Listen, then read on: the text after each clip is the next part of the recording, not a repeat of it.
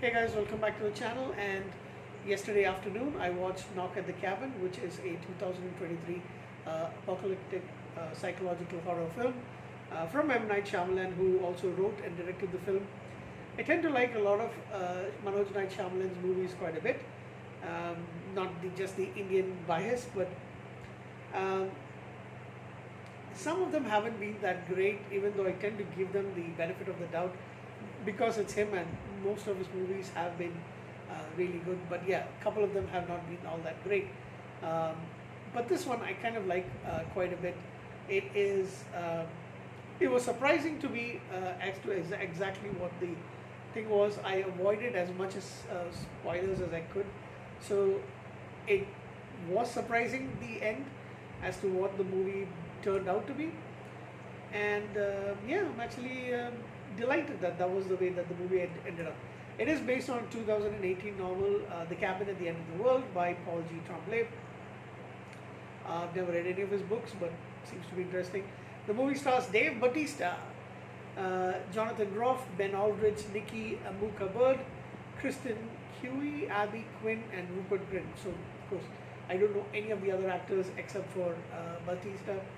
And I think he does a fantastic job in this movie as well, because he is big, he's huge, but the way that his character is pretty different. So yeah, so basically it's about this family, a homosexual couple, Eric and Andrew, who are vacationing at a remote cabin. Why do these movies all have remote cabins? Why can't something be in the suburbs or in a townhouse or in an apartment? But anyway, they're in rural Pennsylvania, vacationing with their 7-year-old daughter, Wen, who they adopted. And they are approached by these men. Initially, it's Wen who meets Leonard, played by Batista, and he tells her about needing their help to save the world. She gets creeped out. She sees 3 other people approaching the cabin, and she runs inside. They try to barricade the house, the cabin, and unfortunately these people do come in. And then we get to know that, well, the story is basically they need to sacrifice, they need one of them among the 3 to be sacrificed, and the choice has got to be theirs. Otherwise, the world is going to end. And it takes some convincing for them to realize that these 4 people who are perfect strangers, who happen to have had the same kind of visions and are drawn towards this particular cabin, they come there. That is surprising.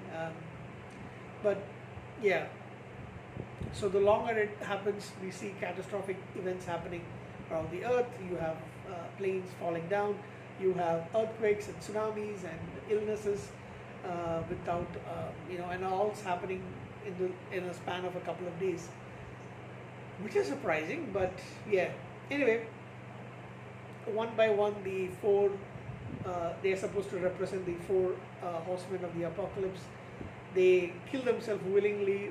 I don't say they don't kill themselves, but they put on the face head covering, and then the others kill them, and one by one, and finally it is just Batista left, left, and then he fights with the 2 dads, and finally he sacrifices himself. So yeah, spoilers galore, but there's no other way I could actually tell this. My hair is a big mess. That's what happens when you sleep after an afternoon out and then try to shoot the video. But yeah, and eventually one of them has to decide to be the person who's going to sacrifice.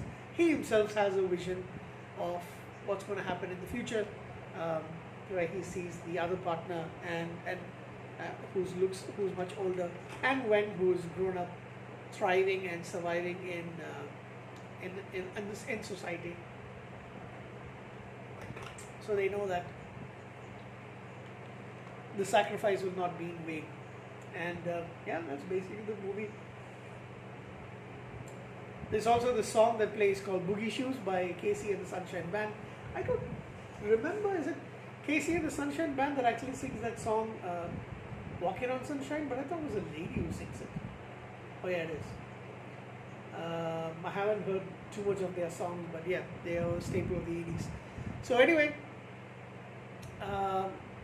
basically it's you know, sad movie, especially, considering the fact of the family, considering the fact that these four strangers, their intentions aren't anything else. They want to have a chance at survival. They want the world to survive.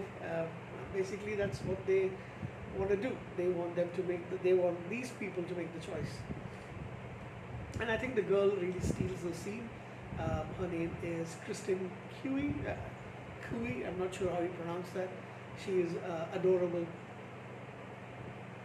And you do get to see M. Night Shyamalan as an infomercial host in a very, very tiny scene.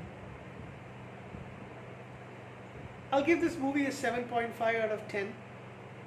I really did like it. Of course, there was things that I wish I could have done. I mean, I wish I could have made the changes, but yeah, I think it's a low budget movie, just made on a budget of 20 million. I made around 54.8 million at the box office. It was okay. I didn't mind the movie so much. It's, like I said, 7.5 out of 10. That's pretty much it. Take care, guys. Have a good night. See ya. And my hair is a mess. Take care.